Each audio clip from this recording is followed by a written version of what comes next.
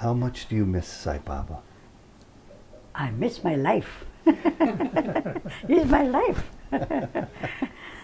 The old mandir was just like heaven for us.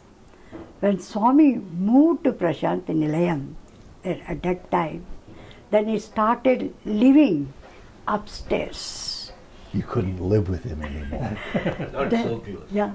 Then we cried like anything. Swami, why did you do this? You could have stayed in the old mandir. We enjoyed 24 hours a day, and there's so much closeness and so much happiness. And newcomers, you have to share everything with them also. We don't deny that. Then Swami said one thing. See, the mother gets the first child. When she gets the first child, she pours all the love on the first child. She spoils the first child. Yeah. And the second child comes. But she loves the first child, but she has to take care of the second child also. So if anybody is seeing this for the first time, they must go see part 1 because you told such wonderful stories of your early on experiences back in 1945 when Sai Baba was just 19 and you were a young girl. But your first 3 days, how they turned into 3 months there. Then he created Vibhuti. I never used to give in the hand. He used to apply to everyone in those days. So after giving Vibhuti to everyone, all of us got up, everybody got up. When we were walking, we are not able to walk steadily. And we are just like drunkards. And Swami looking at us, having a good laugh at us. And we reached the mandir. We sat in the mandir. Then Swami said, come on, do bhajan. Nobody could sing anything. Because one is saying Govinda, one is saying Gopala, like that only. Then one elderly lady asked Swami, what is wrong with us? Why are we not able to sing properly? Then Swami said, your people are drowned in ecstasy. Your people are in bliss. That's why you are not able to control your senses and you have forgotten everything.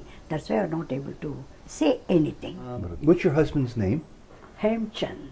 And did Hemchand, was he brought to you by Sai Baba? Did Sai Baba have a hand in picking your husband for you? He only selected. He only selected. I was only 16 years old. 16? Yeah.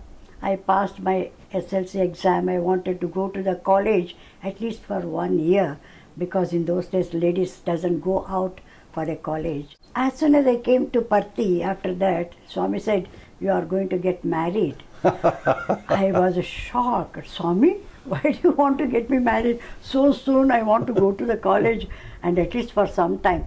No, you are going to get married. I will select the boy.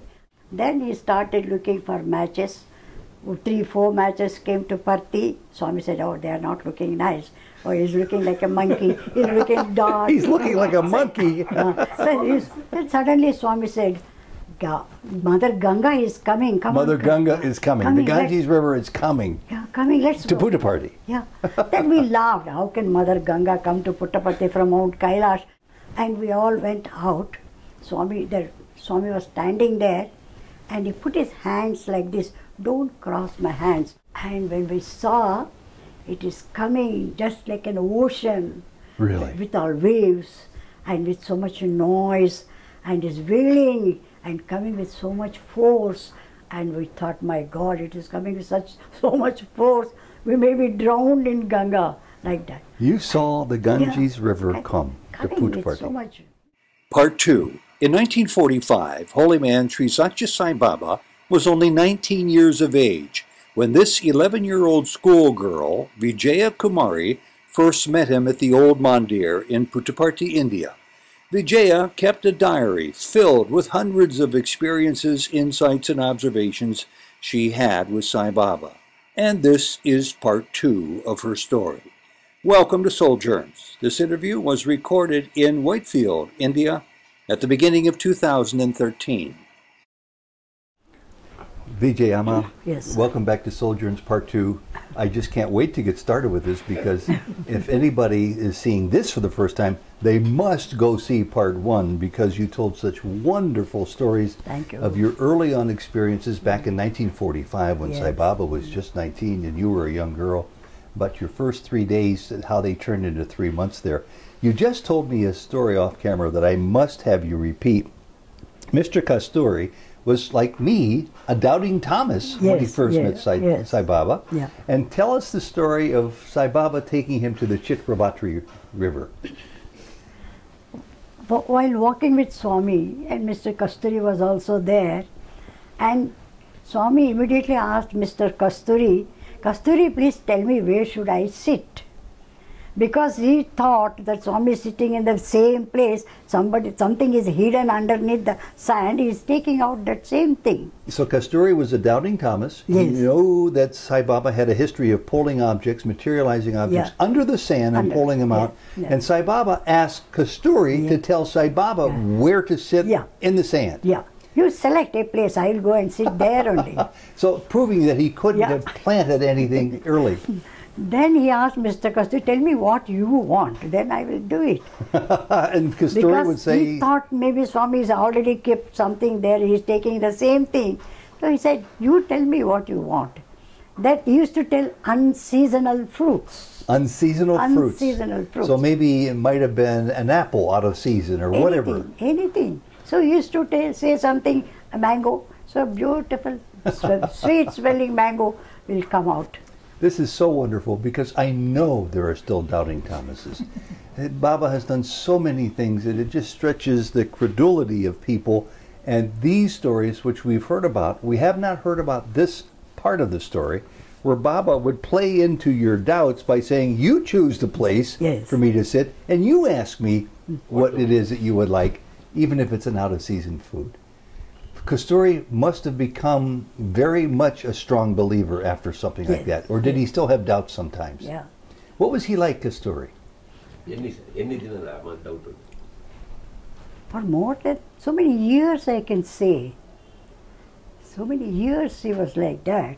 And afterwards, when Swami selected him to translate his speeches, and then I think he has become a staunch devotee. Oh, he was one of the strongest for years and years and years. We're all going to have a little tea here, or I think this is tea coffee, tea and milk. Thank you for this. You were also talking about off camera, and your son was leading me to ask a couple of stories also about some events that had to do with these miracles. What was another one that you mentioned to her? He used to ask Kasturiji, do you want, what do you want? On the way to Chitravatthi, Swami it should rain when it was a clear day. Okay. As usual, when we are walking with Swami, one day, it was very hot day, and we are all walking. Again, Swami looked at Mr. Kasturi and said, Kasturi, what do you want? He looked at the sky and said, Swami, it should rain. That's all. He looked at the sky, come on, rain. And it poured like anything, only that small circle. Right around him. Right around. It poured like anything. Then one day, he was looking at the sky as the same way. He wanted to have a beautiful, he wanted a rainbow. From here to that corner, the sky was covered with a beautiful, big rainbow. Now, you didn't see this, did you? They were part of it. Part of it. Yeah. You were part of She it. will say whatever she has seen. Yeah. Oh, my Even in the goodness. book. Whatever she has seen or Swami That told was us, the she has one only covered condition that. Swami told me. Nothing, no outside. When you write a book, whatever you have seen, whatever you have heard, only that much, nothing else should be. Please give her beverage, because I want to make sure while we have our beverage that you have yours too. And go ahead and take a sip while I ask the next question. Okay. Because there's so much we want to ask, and I have a feeling that if I brought 20 hours of videotape, we'd have 20 hours worth of material here. Well, it still wouldn't be enough. Gyani asked me to make sure that I ask you about a story having to do with the third eye. So when you get a chance, tell me about that, okay? Okay. We were going with Swami as usual to Chitravatthi. Swami disappeared and we are all looking for him. He's standing on the top of the hill. From there he clapped his hands and said, I'm standing here. Where are you looking for me? This is on top of the hill by the wish-fulfilling tree? Yeah, near okay. the Kalparuchi. Many of us have climbed that hill many times, yes. So we were all looking at Swami. From the top of the hill, Swami said, today I am going to show you something very special. You will have sun darshan. Then we all had a nice laugh because already sun has already set. That how is he going to show us the sun? So it's coming on evening time. Yeah. Okay. So when we are all looking at Swami, behind Swami, the sky has become pink, then red, then blood red, and it is so hot. We were not able to stand on the ground, sweating like anything. And we shouted, Swami, it is very hot. From there he said, oh, is it so? It disappeared. It disappeared. It disappeared. Then he said, I will show you the moon. Again we are looking at Swami. The sky became beautiful white. And immediately, it just as it snow clapped, it is. And I can't describe that whiteness at all. It was so pure and nice. You know, it was cool. Then it became cooler, and it is so cold, and then freezing cold. Then we could not stand on the ground. We are all jumping, Swami. We are all shivering. Swami, it is too cold. Oh, is it so? It disappeared. Then again Swami said from the hill, today, now I am going to show you a very special darshan. That is the third eye. I am going to show you. Be alert. Don't see this side or that side. Be looking at me only. When we are looking like that, only we could see his face covered the whole sky. We could not see his body at all. Only the face covering the whole sky. Everywhere you looked, Yeah. you saw Baba's face. Yeah, Baba's head only there. After, Only and the there forehead. was a split here, as we see in the picture of Shiva, and rays of, just like electric current rays, they are flowing, they're Coming out from where the coming third up eye from would that be. place, and we don't know whether it is 10 minutes, 15 minutes, we don't know anything. Anyhow, after some time, Baba has come down, and he said, where are you looking for me? I am here. Why are you still looking there? Then he asked, why these people are lying down? We don't know, Swami. Then why they are all crying? We don't know, Swami. And then he said, oh, it's all right. Now we will all go back to Mandir. Then he created Vibhuti and never used to give in the hand. Used to apply to everyone in those days. You would put it on your third Yeah, eye? Yeah, Okay. Vibhuti, yeah. So after giving Vibhuti to everyone, all of us got up, everybody got up, and then we started walking. When we were walking, we are not able to walk steadily, and we are just like drunkards. We are all moaning, saying something. With the greatest difficulty, we are all walking, and we don't know why we are all walking like this. We don't know. Anyhow, we went with Swami, and Swami looking at us, having a good laugh at us, and we reached the mandir. We sat in the mandir. Then Swami said, come on, do bhajan. Nobody could sing anything. Because one is saying Govinda, one is saying Gopala, like that only. Nobody could sing properly. Then one elderly lady asked Swami, what is wrong with us? Why are we not able to sing properly?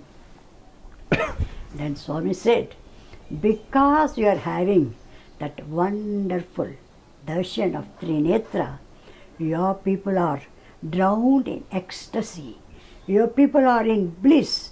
That's why you are not able to control your senses and you have forgotten everything. That's why you are not able to say anything. What a beautiful story. Yeah. Then again he created Vibhuti and kept for everyone. Then we came back to our normal senses. After coming back to our normal senses, we started crying like anything. Swami said, why are you all crying? Then Swami, we were in such a wonderful, blissful place, so calm and quiet. Why did you bring us back again into this world? Then Swami said, you only said you cannot sing bhajans properly, and if you all people stay in bliss, who is going to play with me? Who is going to sing bhajans for me? And not only that, you people have so many duties to be done. So it is not that easy to keep you all in that blissful state. But though we came back out to our normal senses, next day, at least for 2 days, we were in that blissful state. Though we are working and doing, we still had the joy in the heart, the depth of the heart. Oh, that's so wonderful. That's just so wonderful. I want to remind people who are watching this again the importance of seeing part one because these stories are just explosive. And you're a woman who is blessed by Baba to be with Baba for 70 years. Okay. And so you've seen him go through so many changes. What about the changes in you? Talk to me about your own personal transformation from a young girl who didn't know much, presumably, about the spiritual path to the degree that you now know about it. How did you find yourself being transformed by Sai Baba? I got matured. You got matured. Matured because as we grow up, I got matured, but having stringent, firm faith, devotion, and dedication all the time in Swami. We were brought up by him, so it was very. It is very important for me to say we brought up with his ideals, with his teachings. So we had a wonderful life. Well, I've got so many stories, but I want to make sure I take them in order. You mentioned the story about Badrinath, the Badri trip. Tell us about that, because Gyani reminded me to ask you about that too. That's an important story. He wanted Rasa Leela. ಅದು ಕಲ್ಕಿ ಅಂತ Okay. We traveled with Swami in 1961 to Badrinath. A long, long trip. Did you go by train? No, from Delhi. Yes. Up to Delhi we go by train. From Delhi we had buses, cars, and all that. Up into the mountains. Up to Joshimath. Up to Joshimath. Okay. Up From to, Joshimath, 21 miles they had to walk. Walk. Okay. When we reached Joshimath, the next day Swami said at 5 o'clock be ready, we will start walking. Oh. Yeah. Then we were all waiting outside, and Swami was coming down, and he was looking so beautiful, and he said, come on now, let us walk, let us move. And we started walking with Swami. After covering nearly 11 miles, then we stopped at one place because Swami used to arrange more dandies, more horses, and that time I saw a sort of basket-like thing. It was really so funny. And Swami looked at me and said, you sit in that basket. I got shocked. No, Swami, how am I going to sit there? No, you sit. And that basket, they used to have it in their bag and tie it to their head, the rope. And when you sit, it will be very comfortable like a sofa. So they would carry you with the rope attached around their foreheads, the porters, and you would be in the basket on their back. Yeah, just like supported by his back, just like a sofa. First I sat in one basket, and he took me up. I said, Swami, she is very heavy for me, I can't carry her. And I said, Swami, why are you making such a fun here? Swami, please, I don't want to say. Then see the love and concern of Swami. He said, if everybody says like that, how are they going to earn their living? Come on, you sit in that basket. So he made you sit in that basket so that they would learn to burn off their karma by carrying the load. Yeah. Yes. Then before getting into the basket, we had a condition with Bhagavan, and we said, Swami, the white horse was all the way coming with us. So that if Swami gets tired, he can ride on a horse. But he never took the horse. Then so Swami, if you ride on a horse, I am going to sit in the basket. He said, yes, all right. Then I sat in the basket and picked me up. And then Swami sat on the horse and started moving. After going, and that particular day, Swami was looking so beautiful with all way from top to bottom. White hat, white goggles, white dress and white stick, white shoes and white gloves, everything pure white, and even the horse is beautiful white. When he sat on the horse to see Swami with that white dress, it was really such a joy. Then anyhow he started moving. After going little distance, because I am sitting in the basket so that I can see everything, And Swami tapped the horse and it started flying. And when it started flying, everybody got so panicky and they started shouting, Swami, please don't do that. You may fall down, you may fall down. But he's flying and going in such a speed, I can see Swami moving like that. Then I thought, it occurred to me, Swami, I heard about Kalki avatar. It will be in pure white. Today, I am so lucky enough to have this wonderful darshan. I am so thankful to Swami. You made me sit in the basket to have this darshan. Wow. And for some of us from the West, let me just interrupt here, who aren't familiar with the Kalki avatar, explain what that is. It is the scriptures, they said that, I don't know exactly what it was. The Kalki avatar will be in white only. So I thought, Swami is seeing Swami in white. So Swami did this for your benefit. Kalki avatar. He did this for your benefit. What a beautiful story. Is this gentleman I see in the background, is this your husband sitting back there? Yes. Okay, because he fits into the story of you and Sai Baba in a very significant way, in that what I'm led to believe, from reading the book and also from talking to Gyani and Jyoti, is that Sai Baba, he married the two of you. Would you talk about that? And what's your husband's name? Hemchand. And did Hemchand, was he brought to you by Sai Baba? Did Sai Baba have a hand in picking your husband for you? He only selected. He only selected. So what was that like to find out that you were about to get married to a man that you didn't know before, that Sai Baba selected for you, and the wedding itself? Tell me about that. I was only 16 years old. 16? Yeah. I passed my SLC exam. I wanted to go to the college at least for 1 year, because in those days ladies doesn't go out for a college. So that you were a very intelligent young woman. You knew what you wanted to do. You had your sights set on it. And then what happened? Then as soon as I came to Parthi, after that, Swami said, you are going to get married. I was shocked. Swami, why do you want to get me married so soon? I want to go to the college and at least for some time. No, you are going to get married. I will select the boy. I will do everything for you. I will celebrate your marriage also. And he told my father also, don't send her to college, nothing like that. Then he started looking for matches. 3-4 matches came to Parthi. Swami said, oh, they are not looking nice. Oh, he's looking like a monkey. He's looking dark. He's looking like a monkey. So he's so dark. No. This is not fit for you. I'll select a good boy. I can't believe Baba would say those things. He was so, what to say, so liberal, so free, so frank. And then he said, no, you are going to get a boy who is having a car and who is having a bungalow and who is well off. Swami, why are you telling me all these things? I don't know anything. Then it so happened, and would-be husband, he came with his father to my native place. His father and my father were good friends. He came to my place as a friend to visit his friend.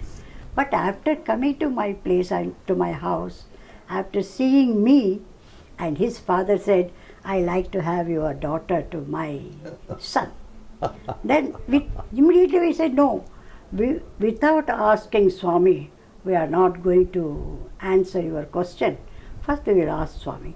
Then we went to Parthi and Swami asked me, how is your husband? Swami, I don't know, I have not seen him, I don't know anything. He is the husband I have selected for you. You get married to him. Baba told you this.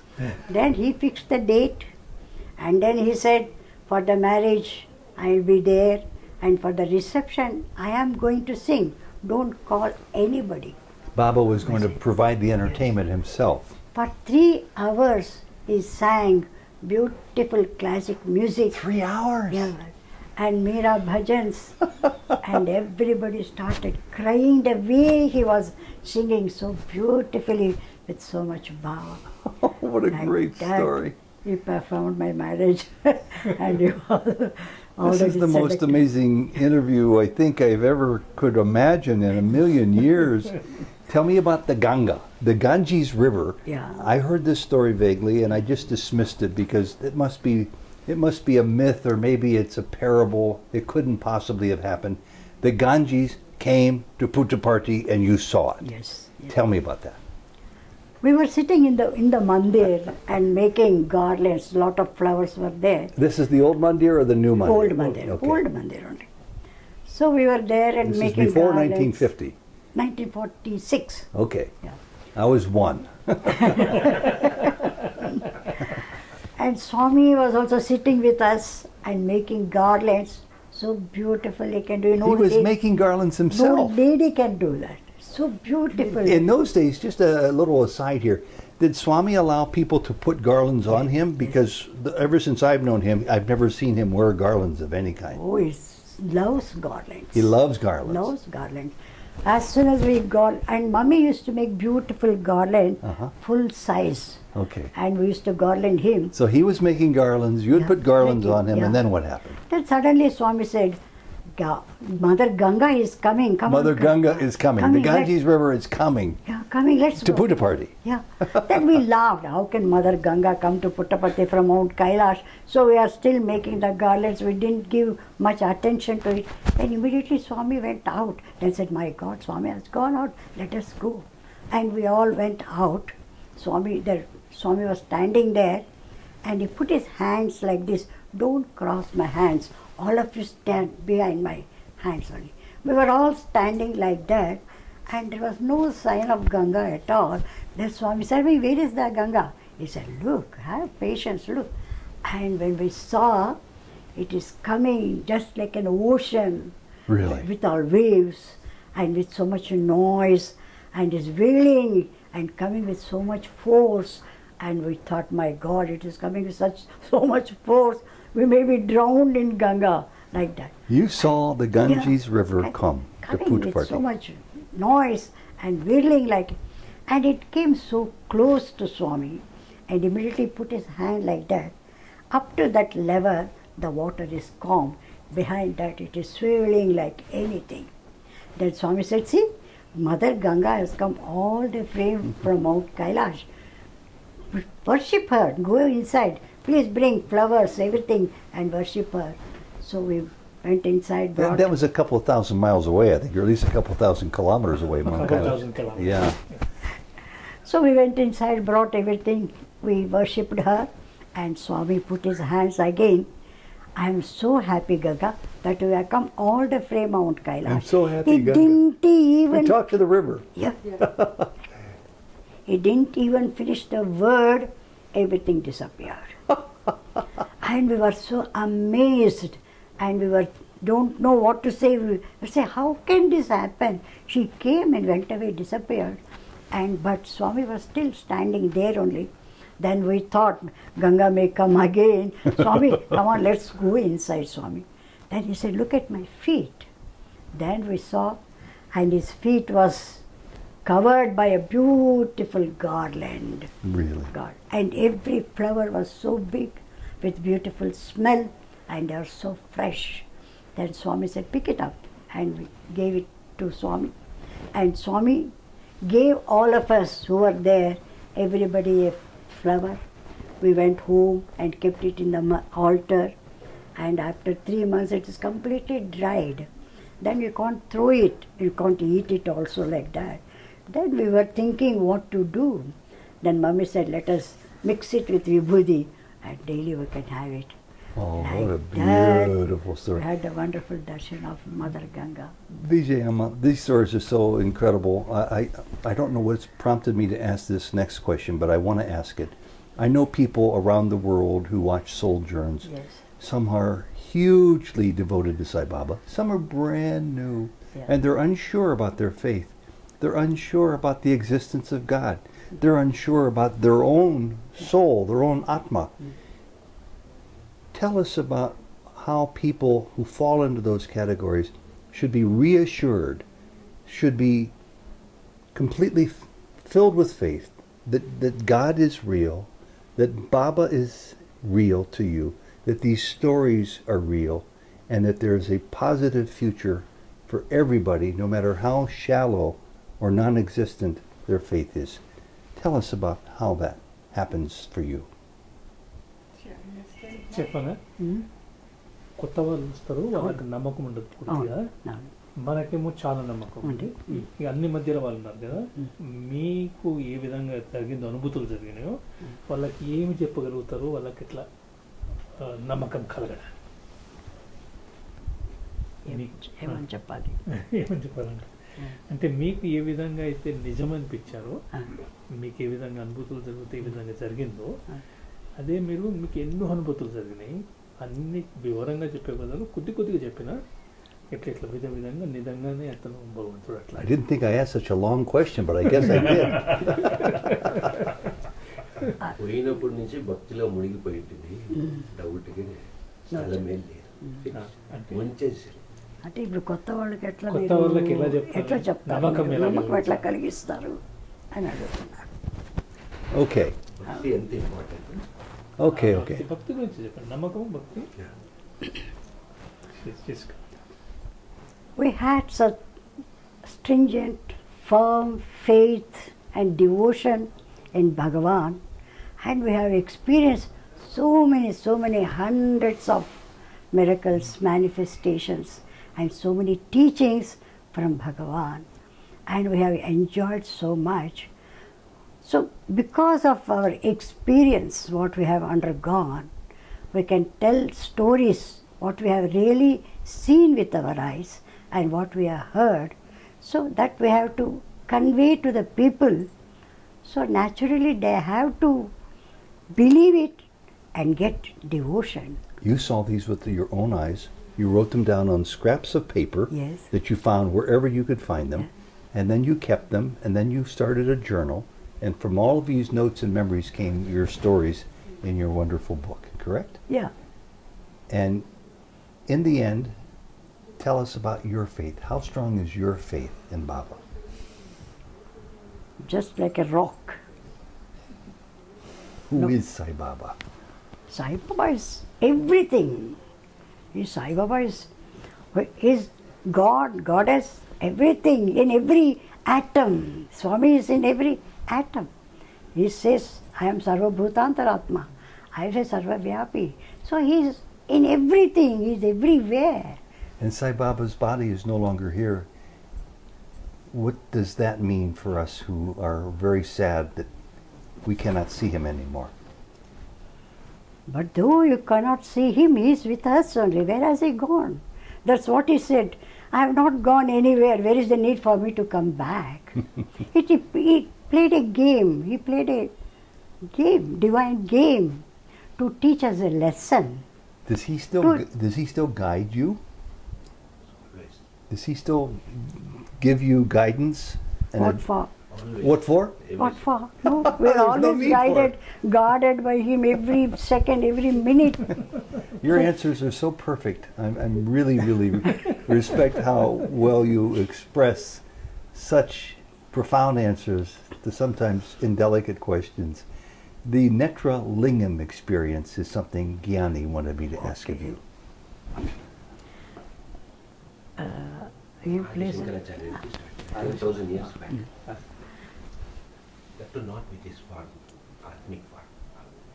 We reached Badrinath and we were in the temple. So it's Swami. Swami created in the main temple a netra linga and Mahavishnu, and Swami kept it there. And then he created 1,000-petaled gold small lotus. Mm-hmm. So the netra linga was in dark brown and light brown color mixed. Netra means eye. And when he kept it, that netra linga in that gold petal, it was dazzling, and the combination was so nice. It was so beautiful. Then Swami said, let's go back to the guest house. There we will have bhajan. Then after going home, Swami said, before 10,000 years, Adi Shankaracharya has brought some lingas, and this one netra linga he has established underneath Badri temple, which nobody knows. Before 10,000 years means then there was no path, nothing. He flew in the air and went to so many places and established. Then Swami said, I am taken out this netra linga so that everybody can have the opportunity of seeing it. Then he brought that netra linga to each everyone. When he kept it like that, we can see the real eye, the real people in the eye, as if our own eye moves like that. It was very wonderful. Then he did Abhishekam for that with Manasa Ganga. Then he created 108 Bilvapatras, silver Bilvapatras, 108 golden flowers, Tummi flowers he created and did Abhishekam and gave it to all of us.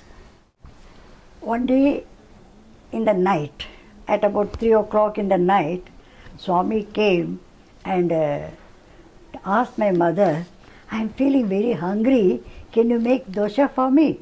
When Swami asked, we said, there is no question of saying no.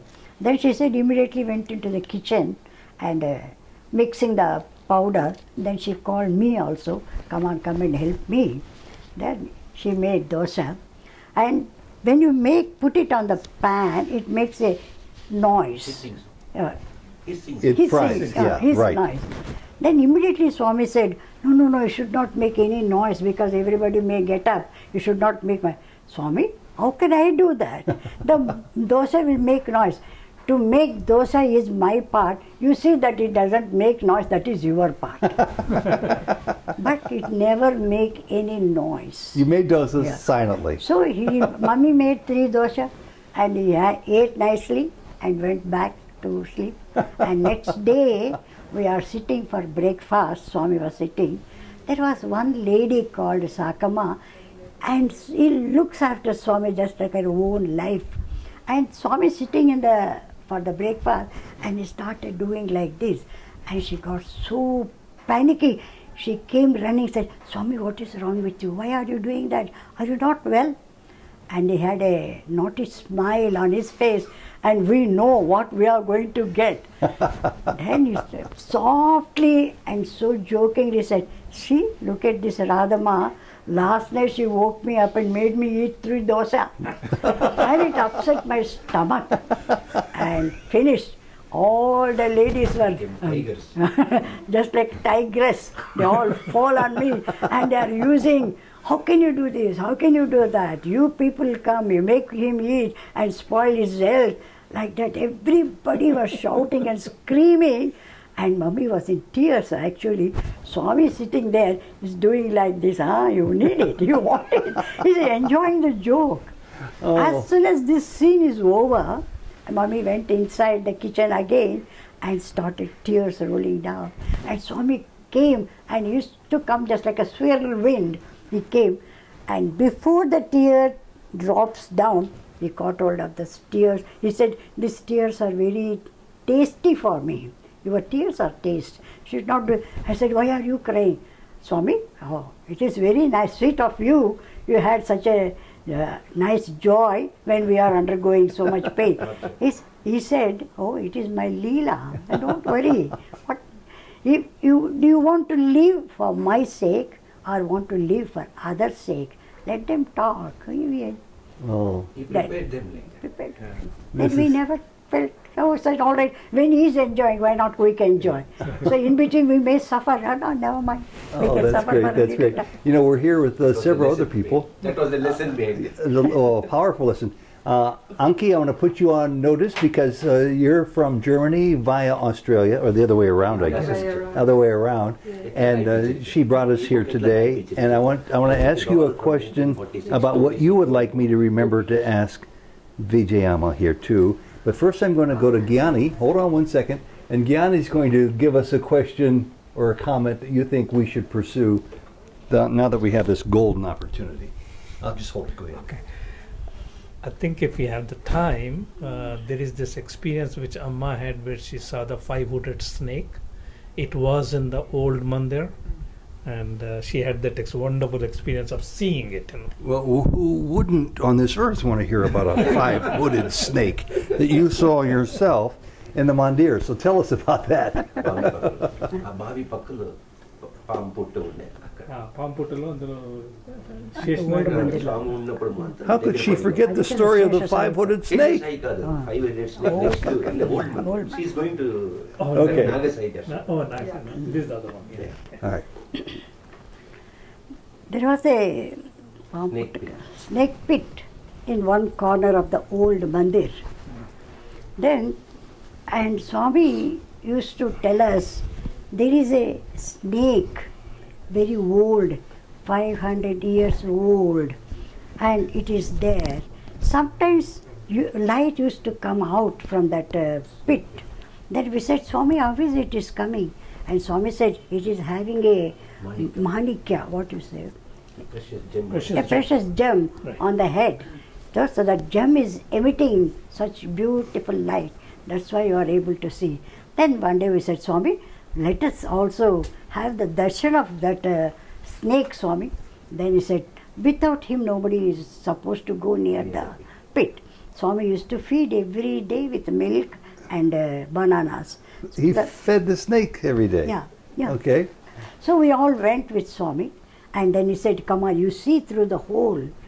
When we saw through that hole, it had 5 hoods. So beautiful. One snake with One 5 hoods. snake with 5 hoods. And it was wonderful. Was it a sacred snake? Yeah. Yeah. Okay. It was in the old mandir. And the color was so beautiful, and it is dazzling.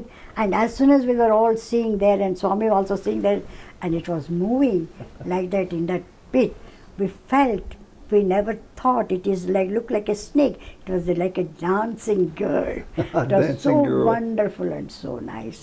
So like that. That's a great story. I can't. When I don't know Vishnu how. was here as Sai Baba, so Adishesha also followed. Adishesha is also. Okay, Anki, I'm sure there's many stories you could tell us to ask, but what's the one that you would like us to ask of her, since we have time left for a couple more stories? How much time have you got? Well, unfortunately, in this recording, we only have the battery only goes for about another 10 minutes. We'll get in as much as we That's can. pretty Plenty of time. time. Ma has a story about the cave where Swami used to live when he was a young boy. He used to go and meet the rishis there, actually. And that is a fantastic story. Very good. So, would you share that story with us so we could hear it? First of all, was this a cave that he talked about that was around Puttaparthi, or a cave up in the Himalayas? Near Kalparucha. Okay. Under Kalparucha. All right. So tell us that story. One day we were all sitting like this, and Swami was talking, and he said, there is a cave near Kalparucha, which nobody has seen that, but when I was a boy, I used to disappear for some time, nearly 2 months like that. And then we said, Swami, what were you doing in the cave? How can you stay there? Swami said, I used to meet a lot of Maharshis, Mahatmas, enlightened souls, and we used to discuss about the welfare of the world, and so many things we used to do like that. So he really had all these ongoing discussions with these elevated souls. Yeah.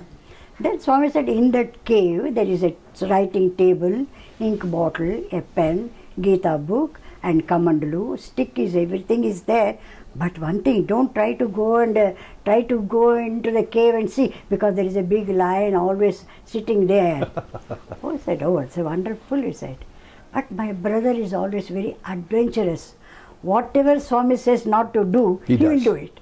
Because he wants to see why Swami is telling that. So in the afternoon, he called me, now come on, let's go and see the cave. I said, are you mad? Swami said, there is a lion, how can, he will say like that only, come on, let's go. He dragged me actually. When we went near the cave is just, the shape is like this. No steps, nothing, so steep. No steps, nothing. Anyhow, he jumped down, he dragged me inside. I also went down, and it was full of thorns and pebbles. And I said, how are we going to walk? He said, come on. As we moved little more, and it's quite dark. I said, my God, what can we see? He said, let us move little further. And we went little further. There was a small hole in the roof, and light was coming into that room. As Swami said, everything we can see, everything, writing table, everything was there. Then my brother said, come on, let's move little further, we go inside the cave. As soon as we little further, we heard the lion roar. Oh no! The lion. Then I said, finished, we are finished. Now the lion is going to jump on us and eat us. We are not going to go back. You heard the lion roar. Then we were still standing there. Then we can see the lion sitting. He was such a majestically sitting, and eyes were just like fireballs. And it was so angry. I said, my God, now it is going to come. Why was it angry? Because you were intruding in its space, or why do you think it was angry? Intruding, yeah. Without Swami's permission. Because it doesn't like, because we have come without Swami's permission. Then we started back running, thinking that lion may come back of us. With the greatest difficulty, we climbed the wall, and all the clothes were torn, and blood coming out from. Then we ran and ran. Then my brother said, let us not go by the front door. We will enter by the back door, because front door, Swami's room is there.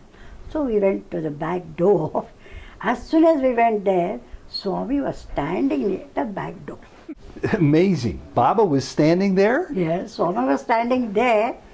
And when we looked at him, I told my brother, that lion is better than this lion. Because Swami's face was so serious, and he was so angry, and even his eyes were so red. And I said, my God, how are we going to face him? Then we stood there and we didn't want to move. Then Swami called my brother, and he went there. Swami slapped him right and left. I said, how dare you can go there without my permission? If something happened, how am I going to answer your parents? Anyhow, then he called me.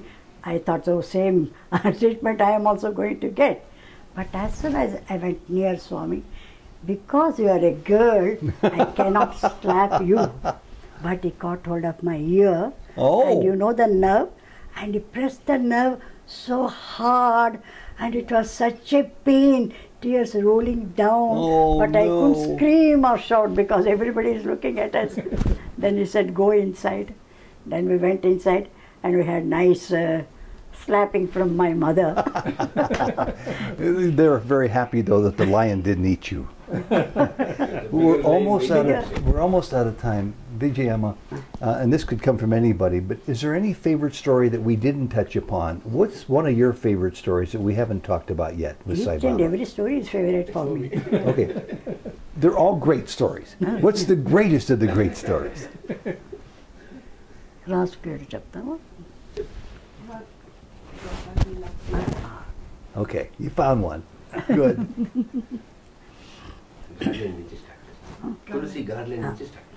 Yeah. As usual, one day we were all sitting with Swami, and Swami said, Swami, come on, let's all go out, and there is a big Tulsi garden, we'll go there. A big garden? Tulsi, Okay. basil leaves, basic garden. We went to the garden, and we have never seen the Tulsi plants so big, they're just like bushes. Okay. Then Swami said, come on, all ladies go and pluck that basil leaves and bring it. And we brought it just like a hillock. Then we started making garland. Swami also sat with us and made a garland. But while making the garland, Swami put one condition. Whoever makes the garland to correct size, they will get one more Pada Namaskar. So you had to really think about how to make it the correct size in order to get that extra boon. Yeah. And this was back in 1947 or 48 when he was still a young boy. 46. 1946, he was 19 or 20. Okay, so what happened then? Then after making the garlands, we garlanded him. None of our garlands are up to the correct size. Nobody got the extra. The Pada garland Namaskar. which Swami made, that was the perfect garland. That was the perfect size. Then he said, oh, none of you are going to have Pada Namaskar, come on, no gift at all. Then after removing all those garlands, he called the men, he said, make balls out of these thick balls. So we can't understand what is going to play. Anyhow, the men made big thick balls. Then Swami said, now we are going to play. Swami was standing in the center, ladies one side and gents one side. He started throwing the ball. I see. So he had them make the balls so you could all play the game. Yeah. And we were shouting and screaming, running hither and thither. Swami, you are very injustice. You are only playing with the men. Swami, come on to the ladies' side also. Like that, we are all enjoying so much. We don't know how many hours we played. We don't know. Then, as it became little dark, and Swami said, "Come on, let's go back. It is getting dark." Then that time also when we started walking, we could not walk properly. We are wobbling and like that. Anyhow, like that only we reached the mandir and we sat there. And then Swami said, one lady said, "Swami, how beautifully you have danced, Swami. How nice you were." Then everybody said, "Swami, you danced with me also." So all people, everybody, whoever was there, everyone is saying, "Swami, you dance with me, you dance with me." Then we thought, how is Krishna played in those days with the Gopikas?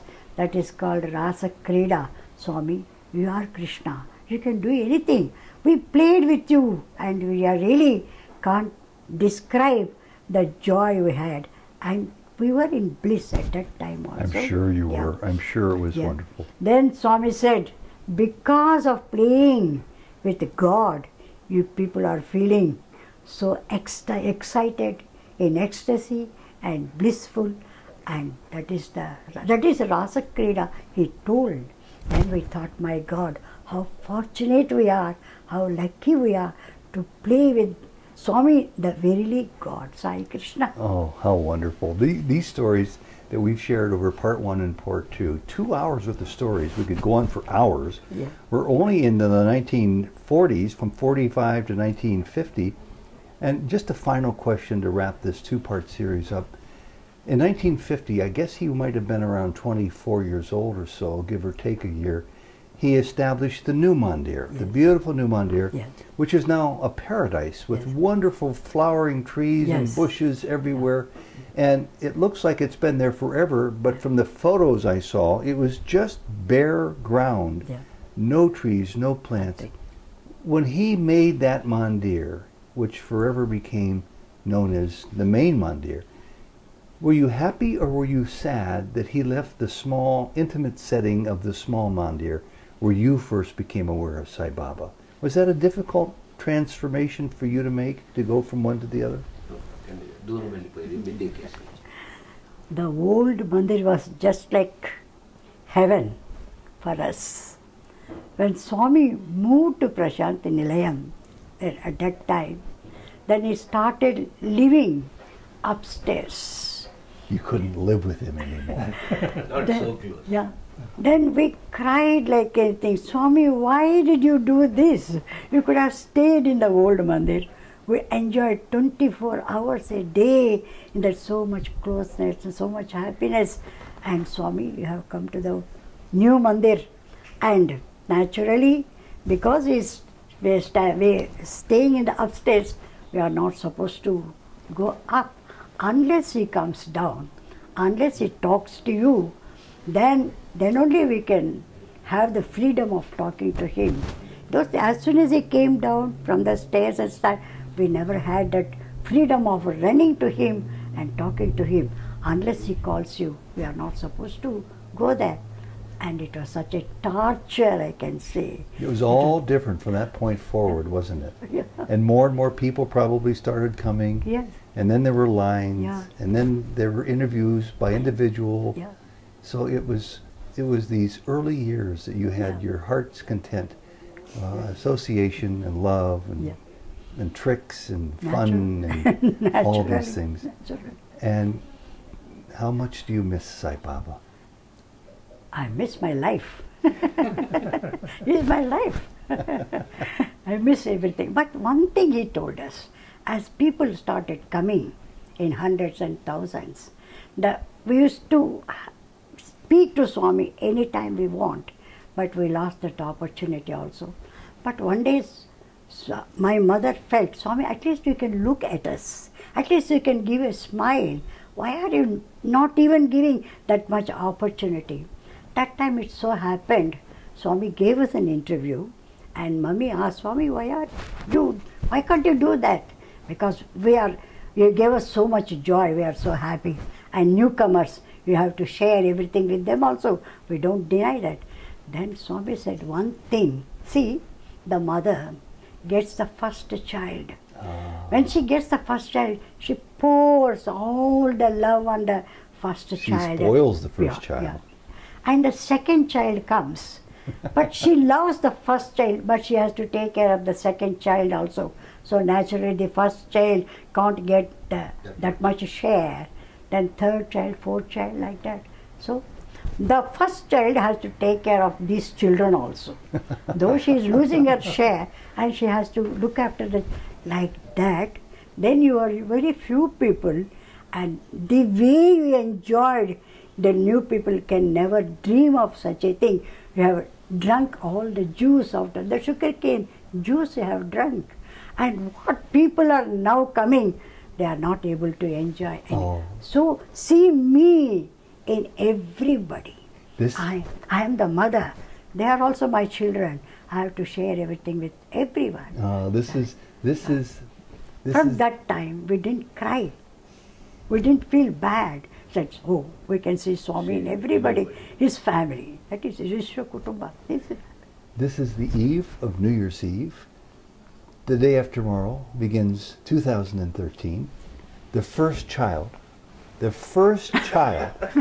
is sharing all these years later, 70 years later, the joy to us, the second and third and 3,000th child, the joy, the love. We are also waiting anxiously for the child to come out. This has been so much fun. I know. Vijaya Kumari, you've blessed us enormously with your words today. I have no one to, I am also waiting in the list to get blessed by Bhagavan. What am I? Who am I to bless somebody? I wish that you live another 50 years to see Prima Sai. No need. No need. I told Swami, I don't want to come. When you are coming as Prima Sai, we had enough. Let everybody enjoy. Yeah. So I don't want to come You can again. only use so much ecstasy, right? You can only take so much ecstasy. Thank you again so very much. Thank you so much. Sai Ram. Shri Sai Ram. Sai Ram.